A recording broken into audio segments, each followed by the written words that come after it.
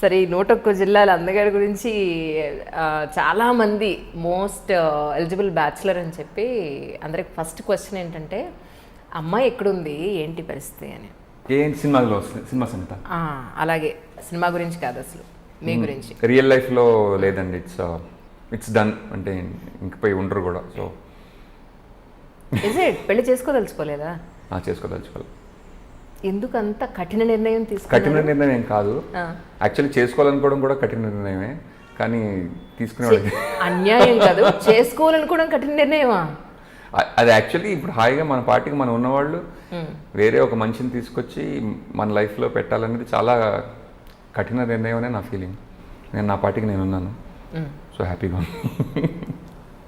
కానీ యుఎస్లో మీ ఫ్రెండ్స్ నాతో చాలాసార్లు అన్నది ఏంటంటే, చాలా మంచి క్వాలిటీ లైఫ్ని లీడ్ చేసేవాడు.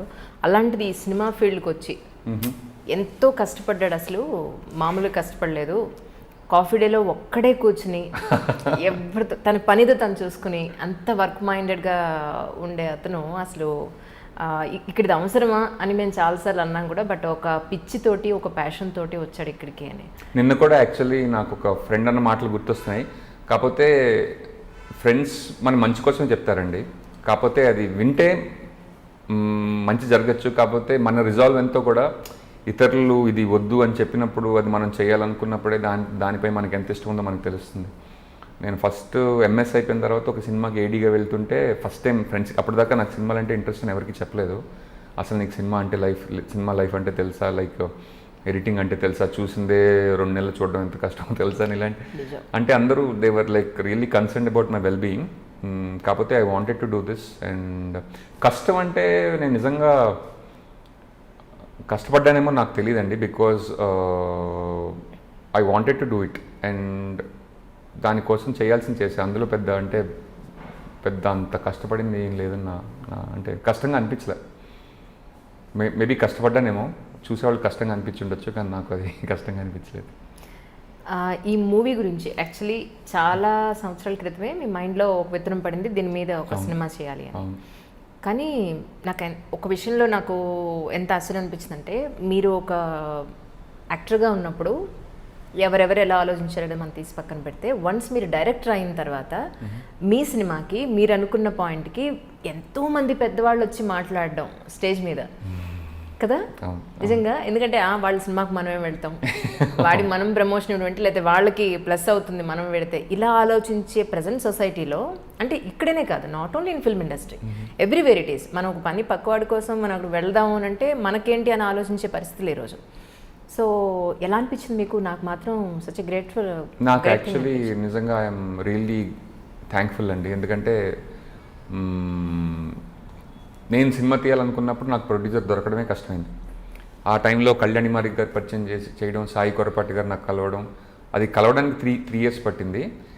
అది కలిసిన తర్వాత నుంచి సినిమా స్టార్ట్ అవ్వడానికి 45 minutes అయిపోయింది. అప్పటికి ఆయన ఈగానే బ్లాక్ బస్టర్ చేసి, అంటే నా అదృష్టం కొద్దీ ఆయన సెకండ్ ఫిల్మ్ కాదు, అందాల రాక్షసి మధ్యలో జరిగింది, థర్డ్ ఫిల్మ్కి అయిందనమాట. అప్పటి నుంచి నాకు కొద్దిగా పరిచయాలు, అంటే రాజమౌళి గారు కొంచెం పరిచయం అవ్వడం అవన్నీ జరిగాయి. కాకపోతే ఒక సినిమా తీద్దాం అనుకున్నప్పుడు ఈ సినిమాని ఎవరు సపోర్ట్ చేస్తారని ఒకప్పుడు ఆలోచన ఉండేది. అంటే సినిమా తీయాలి, but will we get the support from people or not అనేది ఎప్పుడు క్వశ్చన్ ఉండేది. క్రిష్ గారికి చెప్పినప్పుడు కూడా ఆయన ముందే యాక్సెప్ట్ చేస్తారనే ఫీలింగ్తోనే వెళ్ళాను. అంటే లాస్ట్ టైం చెప్పినప్పుడు కథ బాగా ఎక్సైట్ అయ్యారు, ఈసారి చెప్పినప్పుడు అదే మూడ్లో ఉండి, అండ్ గివెన్ అదర్ కన్స్ట్రెంట్స్ అన్నీ కూడా వాళ్ళకి ఫీజిబుల్ అయితే చేస్తారు క్రిష్ గారు, రాజీవ్ గారు నమ్మకంతో వెళ్ళాను. దాంతో దిల్ రాజు గారు మళ్ళీ దానికి తోడవడం, and like they believed in the project. And నాకు కూడా నన్ను నమ్మారు అంటే అనడం కంటే కూడా యాక్చువల్లీ సినిమాని నమ్మారు. And if you keep doing good work, and పెద్దవాళ్ళు ఎప్పుడు దాన్ని వెనుకుంటారని కాన్ఫిడెన్స్ అయితే ఉంది. And all I can tell my self is like do good work. ఈ మూవీ ట్రైలర్ చూశాక నాకు, నేను డిగ్రీలో చదివినప్పుడు ఒక చిన్న సిచ్యువేషన్ మీతో షేర్ చేసుకుని తీరాలి. ఓకే, ఎంత రిలేటెడ్గా ఉంటుందో మీకు అర్థమవుతుంది. మాకు తెలిసిన ఒక ఆయన డ్యాన్స్ మాస్టరు, బాల్ హెడ్ ఉండేది. మాకు డిగ్రీలో ఒక పాటకి యాన్యువల్ డేకి వాటికి మనం చేస్తుంటాం కదా, డ్యాన్సులు చేసేవాళ్ళం. సో అలా మాకు డ్యాన్స్ నేర్పించడానికి వచ్చారు. ఆయన పెళ్లి సెటిల్ అయిందన్నారు. మేము అందరం పెళ్ళికి వెళ్ళాం సరదాగా అందరం ఫ్రెండ్స్ అందరం కలిసి పెడితే హెయిర్ ఉంది మొత్తం. సార్ హెయిర్ అని అంటే మాట్లాడకండి, నేను ఆ అమ్మాయికి చెప్పలేదు కొంచెం కూడా, ఇట్స్ ఎ బిట్ యూనో అని అంటే, తర్వాత ఆయన లంచ్కి వచ్చినప్పుడు ఒక రింగ్ ఉంది లోపల, రింగ్ ఉండి దానికంతా హెయిర్ ఉంది. నిజంగా అలా పెళ్లి చేసుకుంటే నెక్స్ట్ ఫర్దర్గా అమ్మాయికి నిజం తెలిసినప్పుడు నిజంగా హట్ అవుతారు. దాని బదులు ఉన్న విషయం చెప్పేస్తే బాగుండేది కదా. ఇప్పుడు అనిపిస్తుంది మీ సినిమా వచ్చాక మళ్ళీ నాకు ఆ విషయం గుర్తొచ్చింది ఇన్నేళ్ల తర్వాత, అరే నిజం కదా బాబాయ్ ముందే చెప్పడం బెటర్ కదా అని చెప్పని. కాకపోతే ఆయన అది దాచడానికి ఎంత అంటే ఎందుకు దాచవలసి వచ్చింది అన్నది ఆ కథ ఇంకా ఇంట్రెస్టింగ్గా ఉంటుంది. 101 జిల్లాలు అన్న కూడా యాక్చువల్లీ ఆ కథ. So nice really. సో అంటే దాని వెనకాల ఉన్న ఆయన థాట్ ప్రాసెస్ ఏంటి అంటే, సాధారణంగా మనం కూడా యాక్చువల్లీ చిన్నప్పటి నుంచి చూస్తే అక్కడికి ఇక్కడికి వెళ్ళినప్పుడు కలర్ మీద కానీ, ఎస్పెషల్లీ కలర్ మీద, వెయిట్ మీద, చిన్నప్పుడు బాల్డ్ హెడ్ ఉండదు కాబట్టి పెద్దగా దాని మీద ఉండదు, కానీ people always made fun of the way you look. Especially అంటే స్కూల్లో బుల్లింగ్ కూడా నల్లగా ఉన్న వాళ్ళని కొద్దిగా అన్న రోజులు గుర్తున్నాయి. అండ్ అది ఫన్ ఏమో అనుకుని నేను కూడా పొరపడిన రోజులు కూడా కొన్ని ఉన్నాయి. And I wanted to apologise to all those things and that's why made this film అండి. యాక్చువల్లీ మీరు డిప్లొమా ఇన్ స్క్రీన్ రైటింగ్ చేశారు. అవునండి. మనకి జనరల్గా ఏంటంటే బుక్ నాలెడ్జ్ కన్నా కూడా ప్రాక్టికల్ నాలెడ్జ్ చాలా డిఫరెంట్గా ఉంటుందని వింటూ ఉంటాం. మీరు అక్కడ చేసిన ఈ డిప్లొమాకి మీరు ప్రాక్టికల్గా మూవీలోకి వచ్చిన తర్వాత డిఫికల్టీ ఏమైనా అనిపించిందా, లేకపోతే అక్కడ చదివింది ఇక్కడ మనకి ఇంప్లిమెంట్ చేస్తున్నాం అనిపించిందా? Every day is a learning process అండి. నాకు నేను చేసిన సినిమాలు తక్కువైనా నాకు I have chance to be on other people sets a lot. So నాకేదో కొంతవరకు చేయగలను నమ్మకం అయితే ఉంది నేను ఏదో చేయడం వల్ల.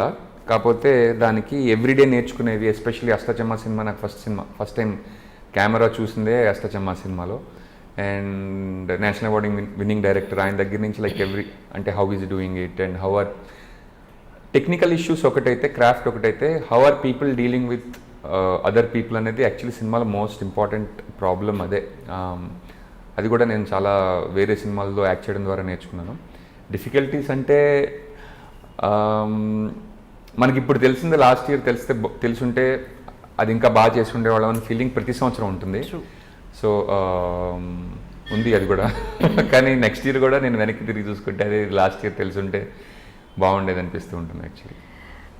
ఒక యాక్టర్కి అంటే మీరు కొత్తగా అష్టాచమ్మ ఫస్ట్ మూవీ ఎప్పటి సంగతి, ఫస్ట్ సినిమాకి మీకు అర్థమైందా ఓ కెమెరా ఇక్కడ ఉంది, నేను ఈ యాంగిల్లో నేను ఉన్నాను, ఈ యాంగిల్లో నేను బాగుంటున్నా, లేకపోతే ఒకసారి చేసుకున్న తర్వాత చూద్దాం on frame in the frame నేను ఎలా ఉన్నాను అనేది.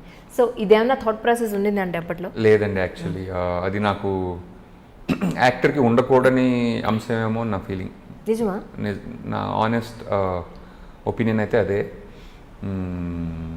అది కెమెరా ఎందుకంటే ఎంత అందమైన అమ్మాయికైనా అబ్బాయికైనా కొన్ని బాగుండని కెమెరా యాంగిల్స్ అంటూ ఉంటాయి.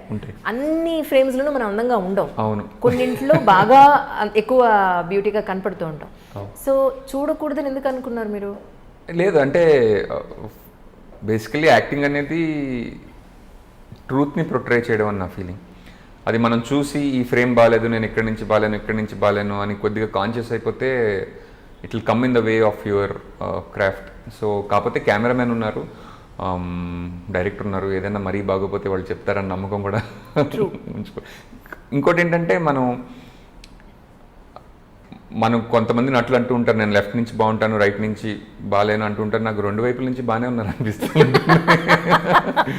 సో మీరు రెండు వైపుల నుంచి బాగానే ఉన్నారని చెప్తే వాళ్ళకి అర్థం కాదు. సో అది చాలా మెంటల్ బ్లాక్ అనే నా ఫీలింగ్. ఓకే.